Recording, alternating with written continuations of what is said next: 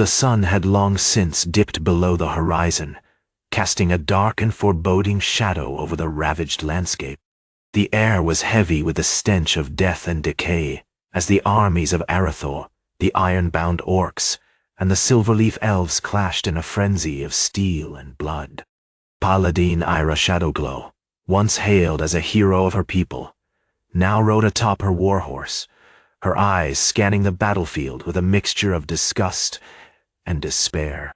Her armor was dented and battered, her sword stained with the ichor of countless fallen comrades. The once noble paladin had lost all sense of purpose in this never-ending slaughter. To Ira's right, a snarling Orcish Blight-Hunter named Gorthok Bloodfist crouched low to the ground, his eyes glowing like embers as he stalked his prey through the chaos. His chitinous armor was slick with the gore of countless kills, and his razor-sharp claws seemed to drink in the crimson hue of the battlefield. The orcs had long since abandoned any pretense of honor or mercy, reducing their battles to mere brutal butchery.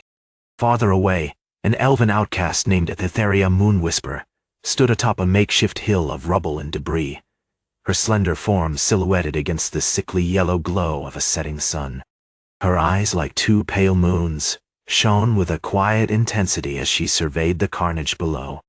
Her slender fingers, tipped with long, curved talons, grasped the hilt of an ancient-looking sword, its blade etched with intricate runes that seemed to hum with arcane power.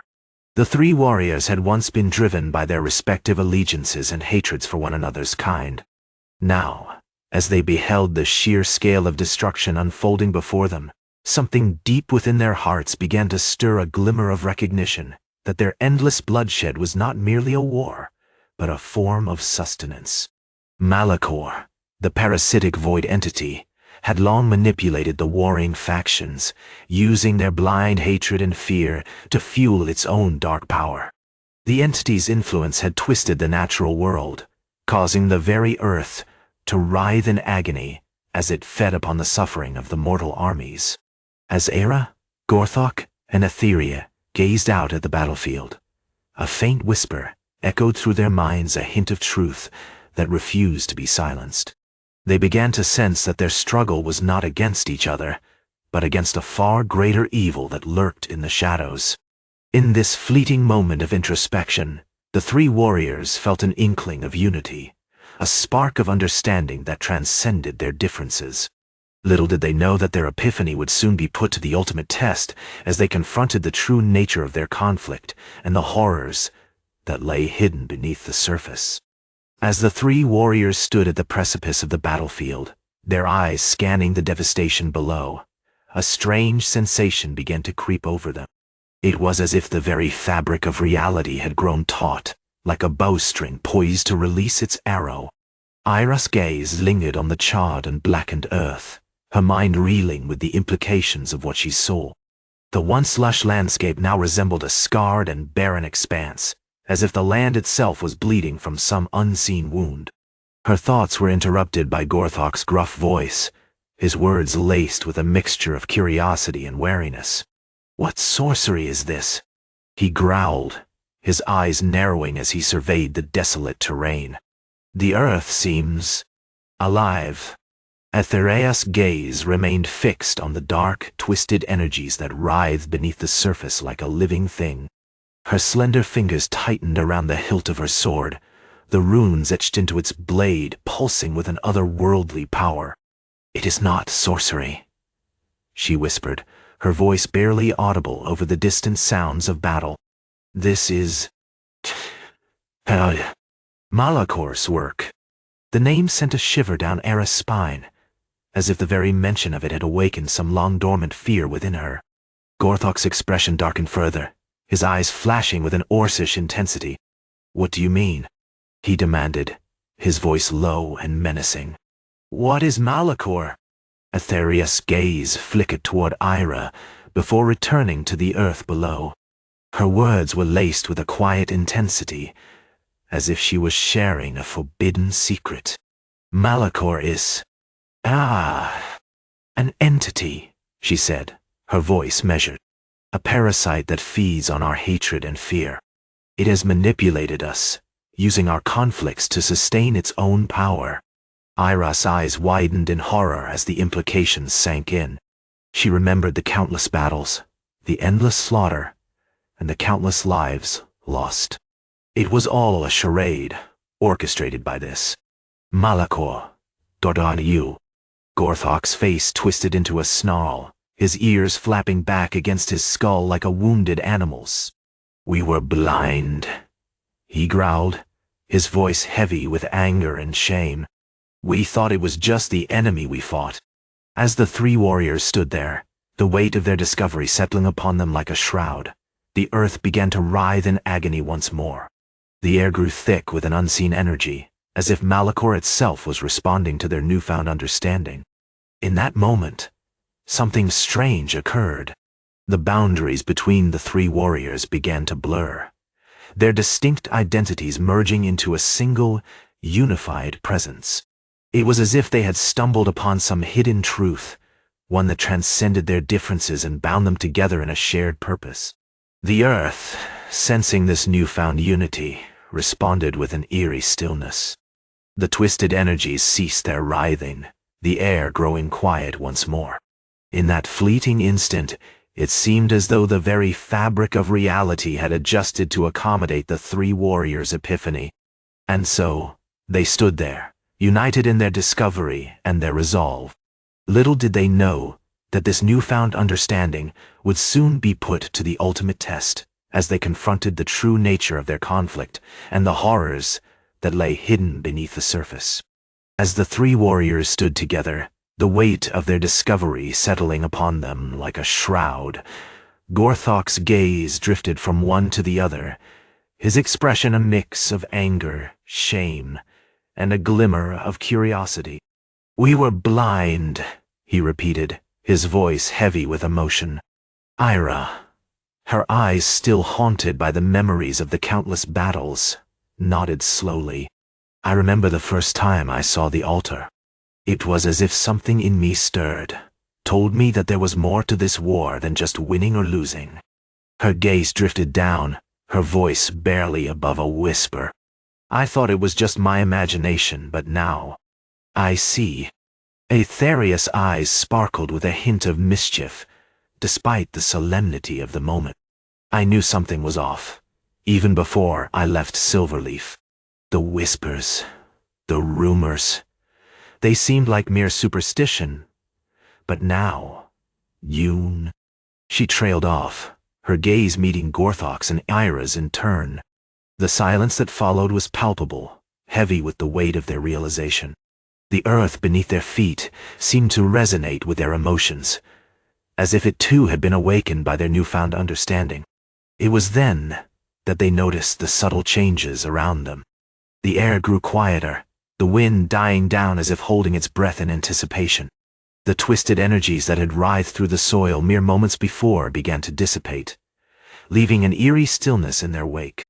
As one, the three warriors took a step forward, their movements fluid and synchronized. It was as if they had stumbled upon some hidden truth, one that transcended their differences and bound them together in a shared purpose.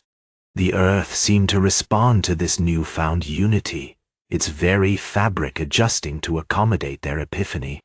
The silence stretched out, broken only by the distant rumble of thunder, a reminder that there were still forces at play beyond their control. In this moment of heightened awareness, they were faced with the daunting task of rebuilding and redefining their world. The questions swirled in their minds: what lay beneath the surface? What had driven Malakor to manipulate them so thoroughly? And what lay ahead for the three kingdoms? Their eyes met, and without a word, they knew that they would face these challenges together. United by their discovery, they stood at the threshold of a new era, one in which the boundaries between their worlds would blur, and the path forward would be forged in the fire of their collective resolve. As they stood there, bathed in the pale light of dawn, Gorthok's gaze dropped to his feet, his eyes lingering on the scarred earth. "We were blind," he repeated once more, his voice heavy with emotion. "But now, we see." The silence that followed was a testament to their newfound understanding, a reminder that even in the darkest of times, there was always hope for redemption and growth. And so they stood there, united in their discovery and their resolve, as the world around them began to awaken from its slumber. Little did they know that this newfound understanding would soon be put to the ultimate test, as they confronted the true nature of their conflict and the horrors that lay hidden beneath the surface. As the sun rose over the battle-scarred landscape, the three heroes stood together in silence, the weight of their revelation settling in like a mantle around their shoulders. Gorthok, the Orcish Blight-Hunter, gazed down at the earth, his eyes lingering on the scarred terrain as if searching for answers. Across from him, Era, the Elven Outcast, stood tall and still, her gaze lost in thought as she pondered the implications of their discovery. And between them, Aaron, the disgraced Human Paladin, held his ground, his eyes fixed on the horizon as he grappled with the magnitude of what they had learned. The silence was broken only by the distant rumble of thunder, a reminder that there were still forces at play beyond their control. The air was heavy with tension, the aftermath of battle hanging like a palpable mist over the landscape. And yet, amidst this chaos, something new had been born, a fragile sense of unity, forged in the crucible of adversity. As they stood there, bathed in the pale light of dawn, it became clear that their journey was far from over. The questions still lingered, unanswered. What lay beneath the surface? What had driven Malakor to manipulate them so thoroughly? And what lay ahead for the three kingdoms? Aaron spoke first, his voice low and measured.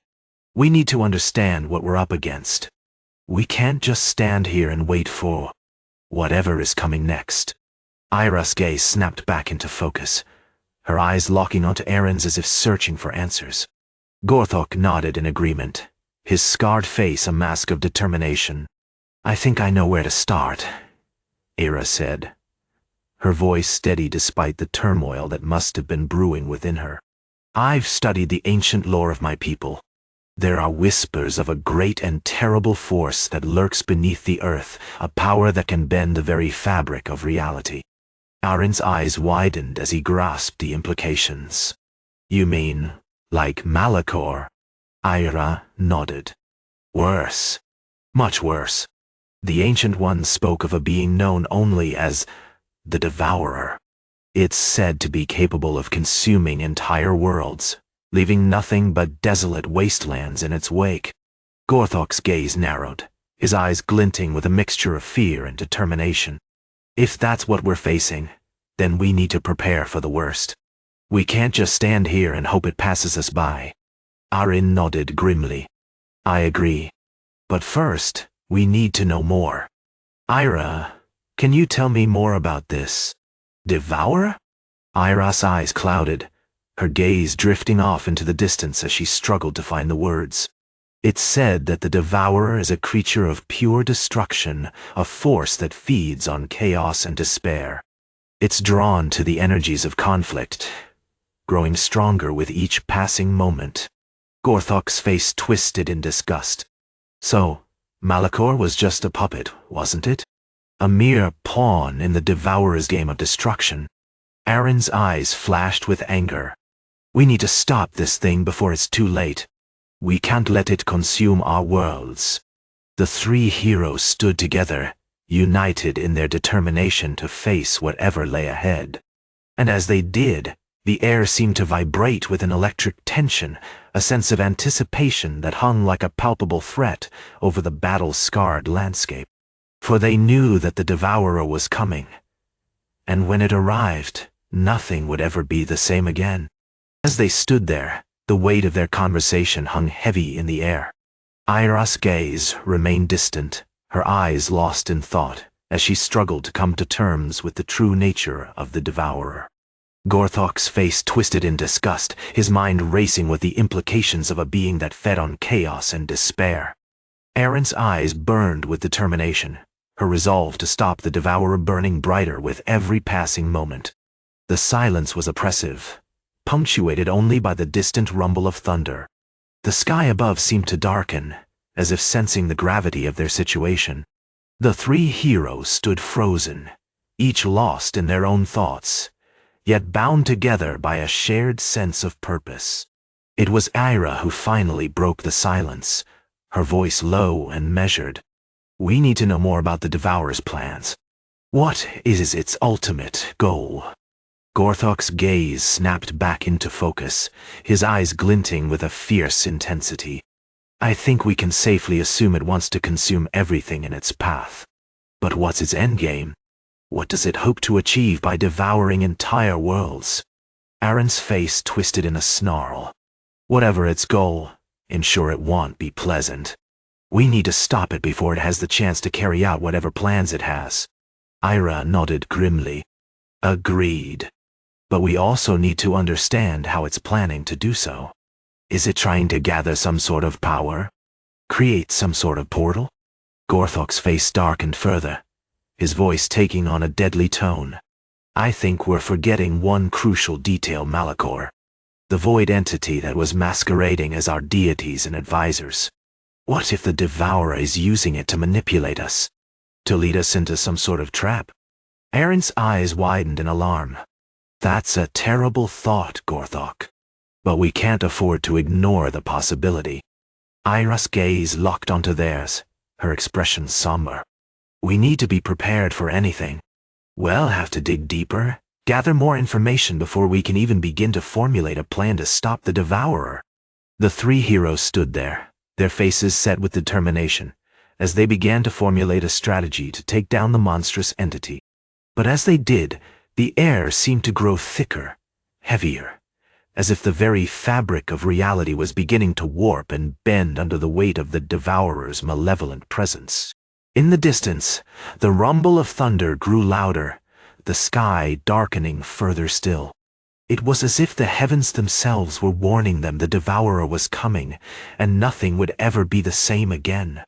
As they stood there, frozen in anticipation, a faint glow began to emanate from the horizon. The light grew brighter, illuminating the desolate landscape with an otherworldly intensity. It was then that they saw it, a massive portal, swirling with dark energy, opening up before them. The Devourer had arrived. As the portal materialized, its dark energy swirling like a maelstrom, the three heroes stood frozen in awe. The air was electric with anticipation, as if the very fate of Azeroth hung precariously in balance. Gorthok's voice broke the silence, his words laced with a mixture of trepidation and resolve. "This is it, then. The Devourer has finally come to claim its due." He turned to Aaron and Ira, his gaze piercing. "We can't let it pass." Arin nodded, her hand instinctively reaching for the hilt of a sword. "What do you propose we do?" Ira's eyes scanned the horizon, as if searching for some hidden clue. "I think our best bet is to try and close the portal. We can't let the Devourer gain a foothold in Azeroth." Gorthok grunted, his face set in a determined mask. "Agreed. But we'll need to be quick. I doubt we have much time before it starts pouring out its minions." Without another word, the three heroes charged towards the portal, their movements swift and decisive. As they approached, the air grew thicker with dark energy, making every step feel like a struggle. Arin led the way, her sword flashing in the dim light as she cleaved through tendrils of swirling darkness. Ira followed close behind, her hands weaving intricate patterns to channel the arcane forces at her disposal. Gorthok brought up the rear, his massive hammer swinging with deadly precision as he smashed aside chunks of corrupted earth and twisted metal. As they neared the portal's edge, the heroes could feel its power coursing through them like a living thing. The air was alive with malevolent energy, making every breath a struggle against the crushing weight of the Devourer's presence. Suddenly, Arin stumbled, her sword slipping from her grasp as she struggled to maintain her footing. Ira and Gorthok rushed to her side, their faces set with concern. "What is it?" Gorthok asked, his voice low and urgent. Arin panted, her eyes wide with fear. I can feel its will. The Devourer's presence is warping my thoughts. It's trying to turn me against you." Ira's expression turned grim. We need to get out of here now. She grasped Aaron's arm, pulling her back from the portal's edge. Gorthok nodded, his face set in a determined mask. I'll try and close it, but we need to be quick. I don't know how much longer we can hold off its influence. With renewed determination, the three heroes launched themselves at the portal once more. As they did, the air seemed to grow even thicker with dark energy, as if the devourer was sensing their desperation and feeding on it. Their battle against the portal became a blur of steel and sorcery, with each blow landing like a symphony of chaos. But despite their valiant efforts, the portal refused to budge, its power growing stronger by the minute. As they fought, the heroes could feel the devourer's presence closing in around them, its malevolent will crushing their resolve. It was then that Aira cried out, her voice barely audible above the din of battle. "Gorthok! Aaron! I think it's going to work." Gorthok and Aaron paused, their eyes locked onto hers. And then, in a burst of light and energy, the portal began to collapse. The three heroes stood panting, their faces set with exhaustion as they watched the portal dissipate into nothingness. For a moment, there was silence, as if Azeroth itself held its breath in anticipation of what was to come next. And then, the sound of distant thunder grew louder, the sky darkening further still. It was as if the heavens themselves were warning them the devourer's wrath was only just beginning. The three heroes stood victorious, their chests heaving with exhaustion as they gazed upon the now collapsed portal. Aira's eyes sparkled with a mix of relief and wonder, while Gorthok's mask-like face betrayed no emotion. Aaron, however, couldn't help but let out a ragged breath, her body trembling from the prolonged battle. The silence that followed was palpable, heavy with anticipation. It was as if Azeroth itself held its breath, waiting to see what would unfold next. The darkening sky seemed to darken further still, the distant thunder growing louder, warning of impending doom. Aira broke the silence, her voice barely above a whisper. "What now?" Gorthok's gaze remained fixed on the spot where the portal had vanished. His voice was low and measured. "We need to warn the others. Malakor's influence is still spreading, corrupting everything in its path." Aaron nodded, her eyes scanning their surroundings.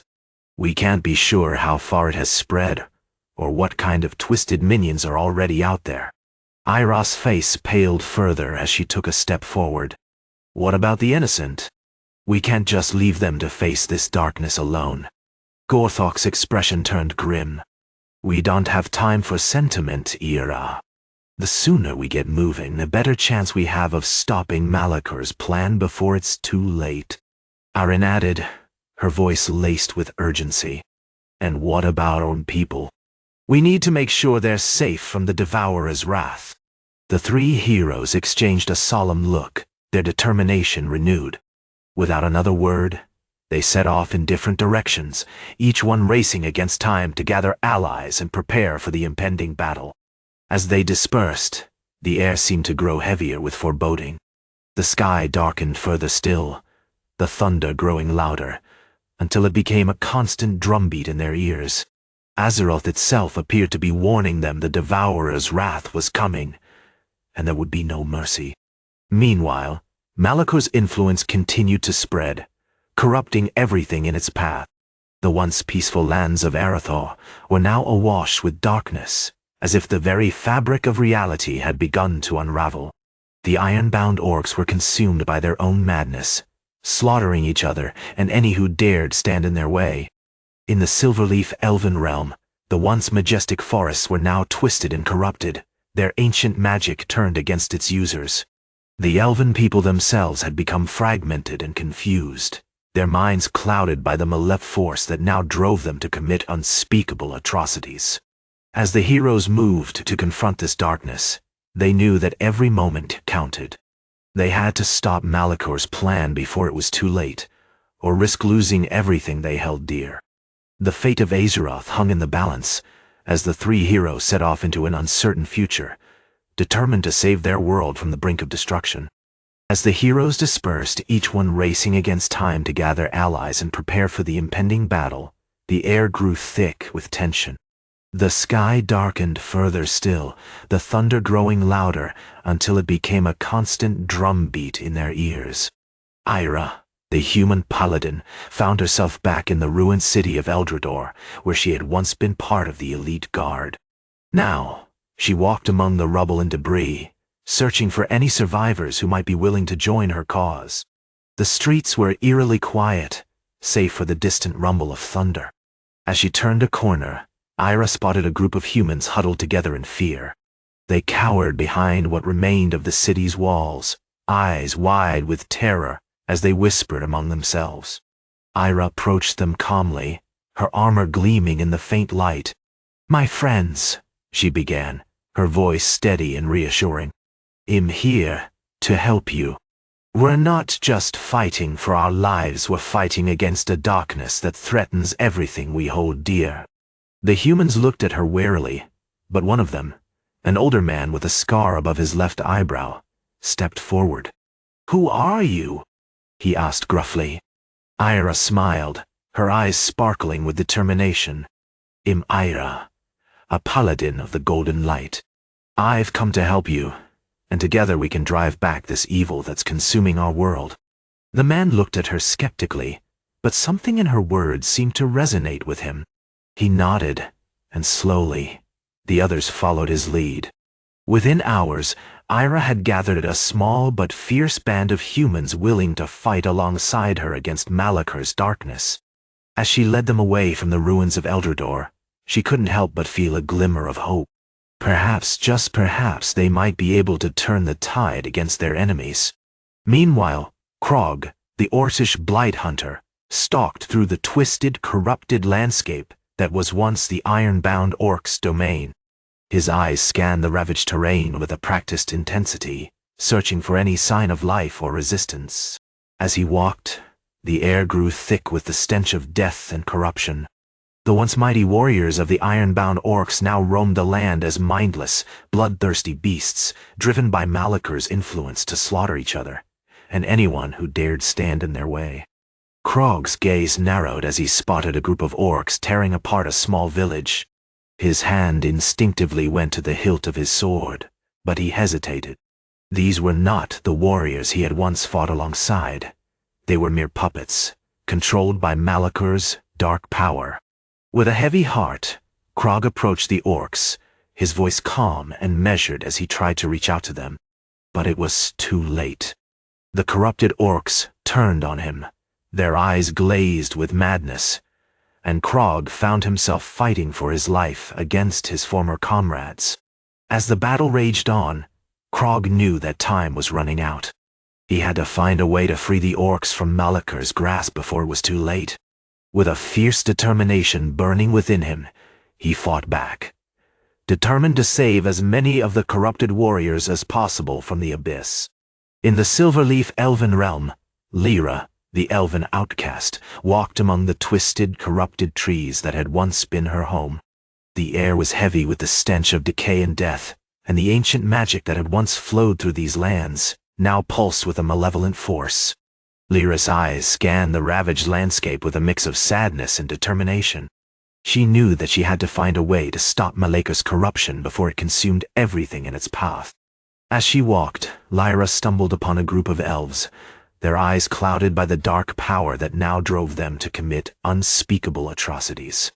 She approached them calmly, her voice soft and gentle as she tried to reach out to them.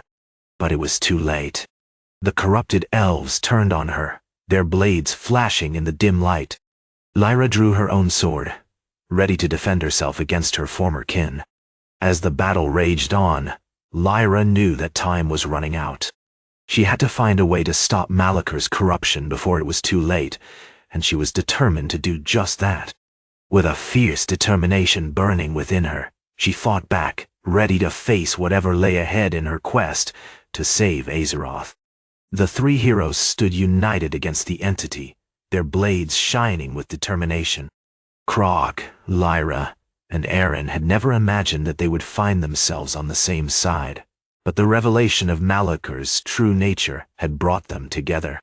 As they approached the altar of grief, the air grew thick with an otherworldly energy. The earth trembled beneath their feet, and the sky darkened as if night itself was descending. The entity's power pulsed through the soil, drawing forth the armies of Arathor, the Iron-Bound Orks, and the Silverleaf Elves. The heroes charged forward, their movements fluid and coordinated despite their differences in culture and upbringing. Krok's warhammer rose and fell with deadly precision, crushing any void spawn that dared to approach. Lyra's sword flashed like a silver blade of light, striking down corrupted elves with mercy. Aron's shield wall held strong, protecting his comrades from the waves of shadowy minions. The armies of Azeroth had never been more united than in this moment. The Human Vanguard, the Orcish Ravagers, and the Elven Archers fought side by side, their blades slicing through the void spawn with deadly efficiency. The earth rumbled and cracked as Malakor's power surged, but the heroes held firm. As the battle reached its climax, Lyra spotted a group of elves, their eyes still clouded by Malakor's dark influence. She hastened to reach them, her voice calling out in a gentle melody. "Brothers, sisters, remember who you once were. You are not beholden to this evil." The corrupted elves turned toward her, their faces twisted with malevolent intent. Lyra drew her sword, ready to defend herself against her former kin. But Krog and Aron arrived just in time, striking down the void spawn that had begun to close in around her. Together, the three heroes carved a path through the enemy lines, their blades weaving a deadly pattern of light and steel. The armies of Azeroth fought on, fueled by their newfound unity and determination to vanquish Malakor's evil influence. As the entity began to rise from the blood-soaked earth, the heroes stood firm, their eyes fixed on the dark form taking shape before them. The air grew colder, the darkness growing more intense as Malakor's power surged. "It's time," Lyra whispered, her voice barely audible over the din of battle. "We have to end this." With a fierce cry, the heroes charged forward, their blades flashing in perfect synchrony. Krok's warhammer cracked down on Malakor's shell, while Aron's shield wall held strong against the entity's shadowy tendrils. Lyra's sword sliced through the void spawn, channeling the power of the Silverleaf Elves to banish Malakor's spirit forever. The earth shuddered and cracked as the entity let out a deafening roar, its form beginning to unravel. The heroes pressed their advantage, their blades striking true again and again until Malakor's dark energy dissipated into nothingness. As the darkness receded, the armies of Azeroth stood victorious, their unity forged in the heat of battle. Krok, Lyra, and Aron stood together, their eyes locked on the shattered crown that had once symbolized their differences. Now, it represented the power of unity and the unbreakable bonds forged in the face of adversity. The heroes shared a moment of quiet triumph, their blades still trembling with the echoes of battle. As one, they turned to gaze upon the newly freed armies of Azeroth, their faces set with determination as they began their journey toward a brighter future. The sun had barely risen over the ravaged landscape when the three heroes, Lyra, Krog, and Aron, stood together, surveying the aftermath of their monumental victory. The once maligned crown now lay shattered at their feet, a symbol of their collective triumph. As they gazed upon the ruin, a somber silence fell between them. The weight of their actions hung heavy in the air, tempered by the knowledge that countless lives had been lost in the War of the Three Thorns. Yet, despite the devastation, there was a glimmer of hope in their eyes, a chance to rebuild and forge a new path forward. The Human Paladin, Aron, spoke first, his voice laced with emotion. "We've ended the cycle of violence. The people of Azeroth can finally begin to heal." Krog, the Orcish Blight-Hunter, grunted in agreement. His usually stoic demeanor was replaced by a hint of sadness. "The Ravagers will return home and well rebuild our clans. The war is truly over. Lyra, the Elven Outcast, nodded thoughtfully. Her gaze drifted toward the horizon, her mind still reeling from the revelations they had uncovered. We've shattered Malakor's hold on Azeroth. But at what cost? The trio stood in contemplative silence for a moment, their thoughts drifting to the countless lives lost and the irreparable damage inflicted upon the land. Lyra, we need to talk, Aaron said finally, his voice tinged with concern. Malakor's influence was far-reaching. We can't just assume that everything will magically heal overnight. Lyra's gaze snapped back into focus. I know what you're saying, Aaron, but the people of Azeroth are strong-willed. They'll adapt and rebuild. And we have to be there for them. Croak grunted in assent. We fought a war that's left scars on both sides. It's our duty to ensure the wounds don't fester. As they spoke, the armies of Azeroth began to stir, slowly emerging from the ruins like phoenixes rising from the ashes. The Human Vanguard, the Orcish Ravagers, and the Elven Archers formed a fragile truce, their eyes fixed on the future as one. The heroes' conversation continued, their words weaving together like threads in a tapestry of hope. They spoke of rebuilding, of forgiveness, and of redemption. And as they did, the air seemed to vibrate with an unspoken understanding that the true battle lay ahead, not against each other, but against the darkness that lurked in every corner of Azeroth. As the day wore on, Lyra, Krog, and Aaron walked among their former enemies, sharing stories of loss and sacrifice. They spoke of the future, of a world where the Three Thorns would no longer be a symbol of hatred and bloodshed, but of unity and resilience. And though the road ahead would be fraught with challenges, the heroes knew that together, they could overcome even the darkest shadows. For in the shattered crown, they had discovered something far more valuable than any artifact or relic: the power to forgive, to heal, and to forge a brighter future for Azeroth.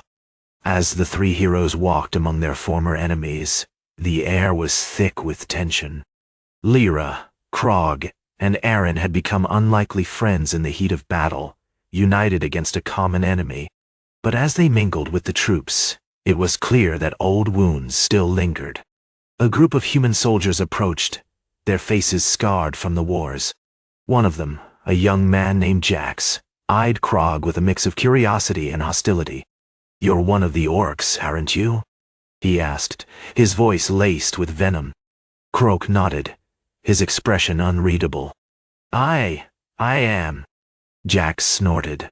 "You people are nothing but savages. You've killed innocent civilians, destroyed our homes. Why should we trust you?" Lyra intervened, her voice calm and soothing.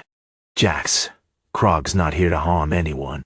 He's fighting for the same cause as us, to rebuild Azeroth and bring peace." The young soldier sneered. "You expect me to believe that? After everything we've been through?" Krog stepped forward, his massive frame towering over Jax. "Listen, human.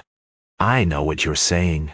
We orcs have done some terrible things, but we're not all monsters. We've got our own stories of loss and sacrifice just like you." Aaron chimed in, her voice laced with a hint of mischief. "And we've also got some pretty great cooks.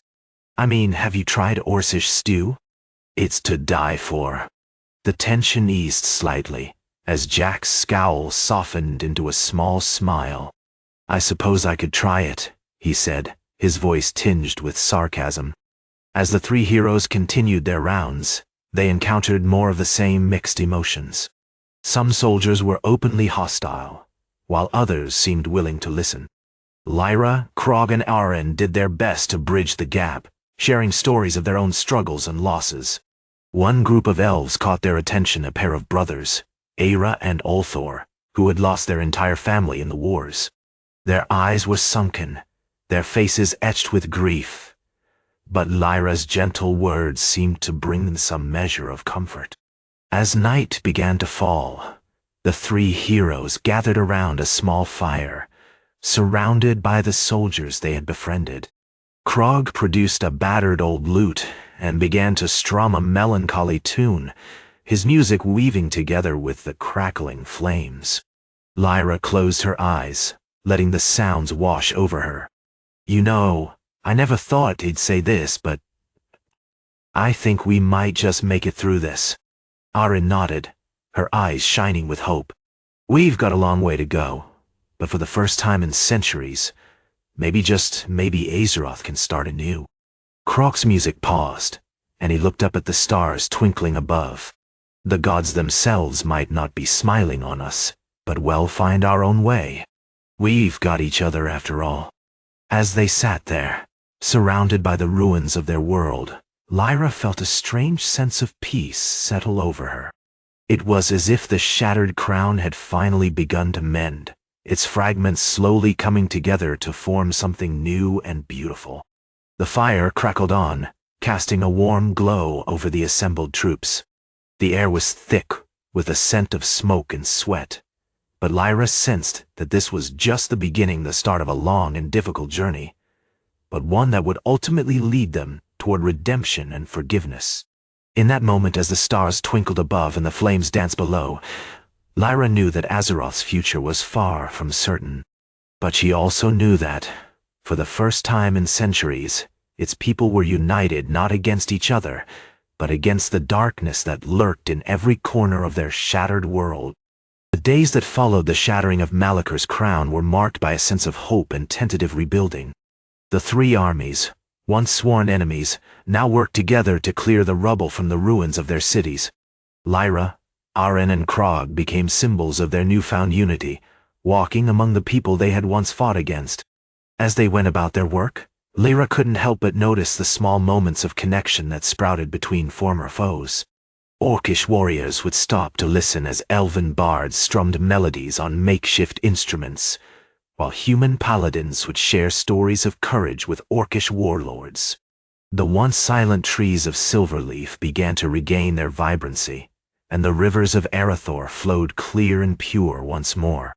However, amidst this fragile peace, whispers began to circulate about a new threat lurking in the shadows. Rumors spoke of dark cults, desperate to exploit the power vacuum left by Malakor's defeat. These shadowy groups sought to claim the shattered crown as their own, using its remaining fragments to bend reality to their twisted will. One such cult, hidden deep within the ruins of an ancient castle, had already begun to awaken a powerful entity, a being known only as the Devourer. This malevolent force fed on the negative emotions of those around it, growing stronger with each passing moment.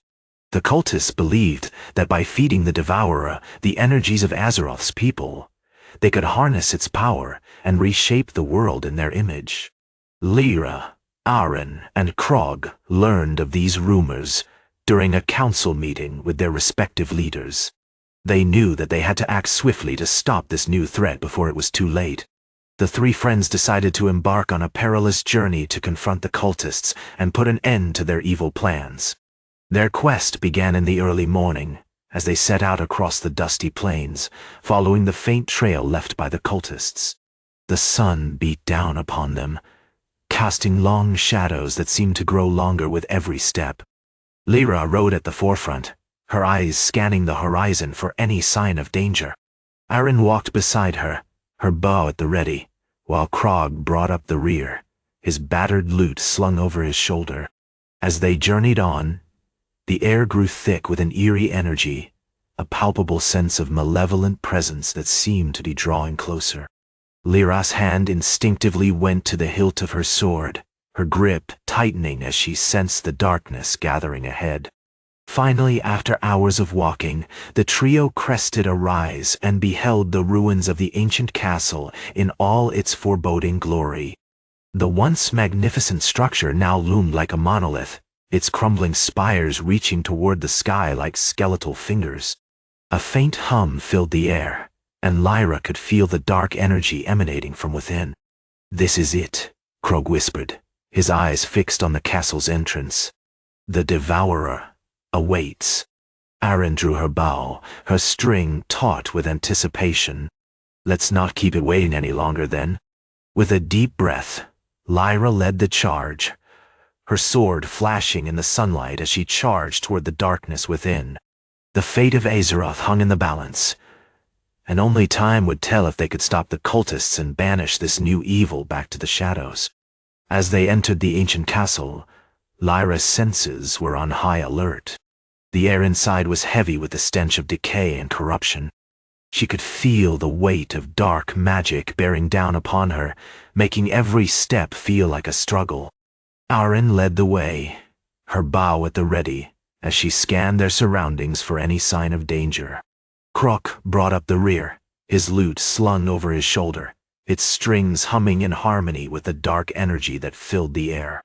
The trio moved cautiously, their eyes adjusting to the dim light within. The castle's walls were cracked and worn, covered in moss and vines that seemed to writhe like living serpents. Lyra could feel the power of the ancient structure coursing through her veins, drawing her deeper into its heart. As they turned a corner, Lyra spotted a figure standing at the far end of the corridor. It was a cultist, its eyes glowing with an otherworldly light as it chanted and raised its hands to the ceiling. The air around it seemed to ripple and distort, as if reality itself was bending to accommodate its dark magic. "Look," Lyra whispered, her hand tightening on the hilt of her sword. "Our friend has arrived."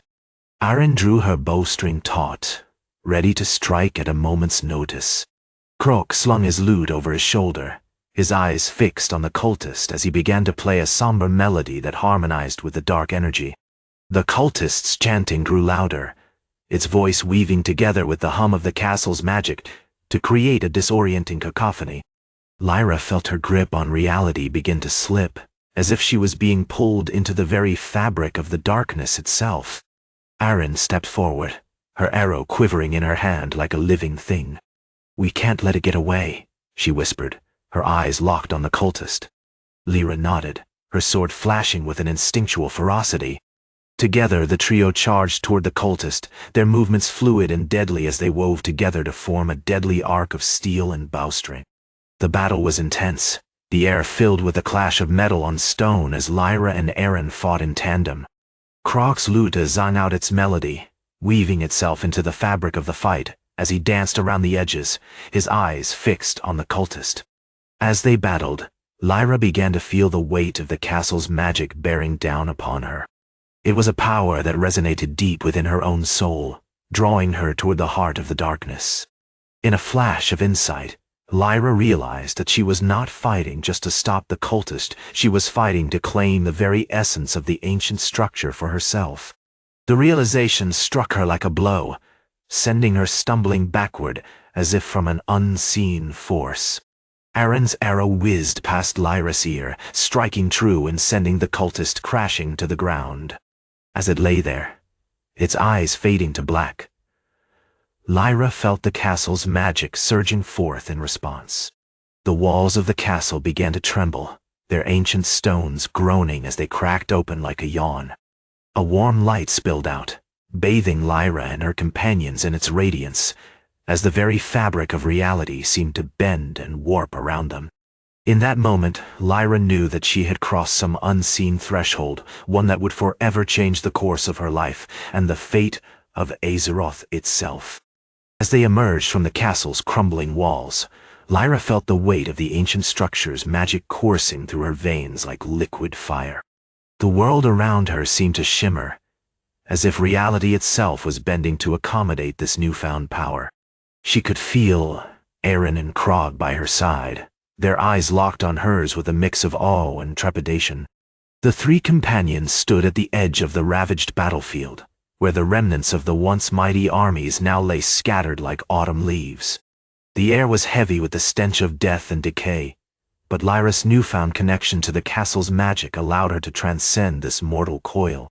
She felt invigorated, as if she had been imbued with a taste of divinity. Aren approached her, his face etched with concern. "Lyra, what's happening?" "You're glowing." Lyra's gaze drifted down to her hands, where a soft, golden light seemed to emanate from her pores. She raised them, and the illumination intensified, casting an ethereal glow across the desolate landscape. I think I found my true calling, Lyra said, her voice barely above a whisper. It meant to wield this power, to use it for the greater good. Croc's eyes narrowed, his brow furrowed in skepticism. You're not thinking clearly, Lyra. You're still reeling from the battle and the castle's magic is coursing through your veins like wine. It's intoxicating, I know, but don't let it cloud your judgment. Lyra's gaze snapped back to Krog's face, her expression unreadable. I'm thinking clearly enough to realize that I've been given a great gift. And with this power, I can change the course of history. Aaron placed a hand on Lyra's shoulder, his touch firm but gentle. Let's not get ahead of ourselves, Lyra. We need to regroup and reassess our situation before making any grand declarations. The world isn't going to change overnight, no matter how powerful you are. Lyra's gaze lingered on Aaron's face, her eyes searching for a glimmer of understanding. Then, with a subtle nod, she acknowledged his words. All right, Lyra said, her voice tinged with a newfound sense of purpose. We'll regroup and reassess. But know this, I will not rest until Azeroth is reborn from the ashes of war. As they stood there, bathed in the warm glow of the castle's magic, Lyra felt an unshakable conviction take hold. She knew that she had been chosen for a greater purpose, and that her path would be fraught with challenges and uncertainties. The journey ahead was shrouded in mystery, but one thing was certain: Lyra, Aaron, and Krog would walk it together, united by their shared experiences and the unbreakable bonds forged on the battlefields of Azeroth. As they approached the altar of grief, the air grew thick with an eerie silence. The armies of Arathor, the Iron-Bound Orks, and the Silverleaf Elves stood frozen, their eyes fixed on the dark ritual unfolding before them. Malakor's void energy pulsed through the earth, drawing the very life force from the land. Lyra, Aaron, and Krog exchanged a somber glance. They knew that time was running out. The entity's power was growing by the minute, feeding on the hatred and fear of the warring nations. Let's move, Lyra whispered urgently, her voice carried away by the wind. The three companions drew their blades, their movements fluid and calculated as they approached the altar. The darkness seemed to part before them like a curtain, revealing the true horror within. Malakor loomed above the altar, its void energy swirling like a vortex. The entity's dark tendrils reached out, ensnaring the armies of Azeroth in an unholy bond. The soldiers' eyes glazed over, their minds consumed by the entity's influence. We need to break this spell, Arene said grimly, his sword at the ready. Krog nodded, his massive axe glinting in the fading light. Let's give it a try. Together, the trio charged forward, their blades slicing through the dark energy. Lyra unleashed a blast of arcane force, striking Malakor with precision. Aaron and Krog followed close behind, their physical attacks aimed at disrupting the entity's connection to the earth. The battle raged on, the three companions working in perfect harmony. They hacked and slashed, their movements choreographed to avoid the void energy's deadly tendrils. Lyra's magic and Aaron's swordsmanship complemented Krog's brute strength, creating a synergy that threatened to shatter Malakor's hold on Azeroth. As they fought, the armies of Arathor, the Iron-Bound Orks, and the Silverleaf Elves began to stir. Their minds slowly cleared, their eyes focusing once more on the battle unfolding before them. The soldiers' confusion gave way to determination, as they realized that their own hatred and fear were being manipulated by Malakor. With renewed purpose, the armies of Azeroth turned against the void entity. They surged forward, their blades and bows singing in unison as they struck at Malakor's dark form. The final battle raged on, the three companions standing at its epicenter. Lyra's magic blazed like a beacon, illuminating the dark ritual. Aaron's sword sliced through the void energy with deadly precision. Krog's axe shattered the entity's defenses, cracking open its very essence. As one, the armies of Azeroth struck the killing blow. Malakor let out a deafening scream as it began to disintegrate, its void energy dissipating like mist in the morning sun. The entity's dark tendrils snapped back into the earth, banishing its malevolent presence from the world. The battle subsided, leaving behind only the silence of victory. Lyra, Aren, and Krog stood victorious, their bond forged in the crucible of war. They gazed upon the ruined altar, the remnants of Malakor's dark ritual scattered at their feet. In that moment, they knew that Azeroth was reborn. The world would never be the same, but it was free from the grip of war and darkness.